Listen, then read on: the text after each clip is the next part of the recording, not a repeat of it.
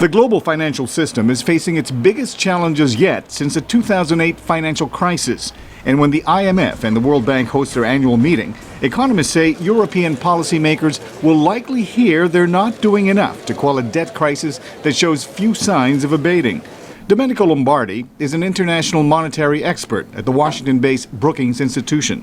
So far, the Europeans have failed to really devise a comprehensive strategy for tackling what is now become a full-blown euro area crisis.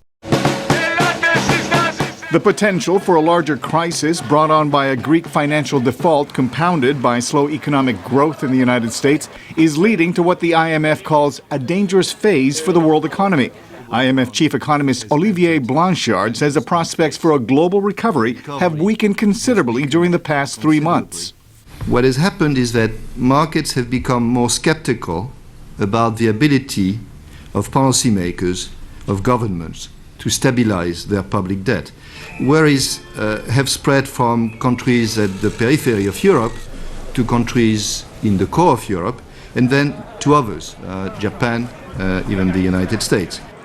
Without strong policies to address the problems in Europe and the United States, Blanchard says confidence will continue to erode. But analyst Domenico Lombardi says he expects little in the way of policy agreements. International Monetary Fund certainly can act as a facilitator for the dialogue and the meetings that the finance ministers from all over the world, including from Europe, will be having in Washington. But there is nothing much beyond that that the IMF can do.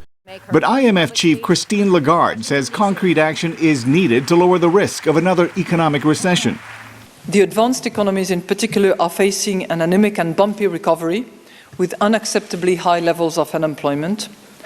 The euro area debt crisis has worsened, financial strains are rising, and again, without collective bold action, there is a real risk that the major economies slip back instead of moving forward. Although the upcoming discussions are expected to focus on restoring stability in the advanced economies, analysts say calls for action will likely come from faster-growing economies such as China and Brazil, which rely heavily on exports to developed nations. Mil Arcega, VOA News.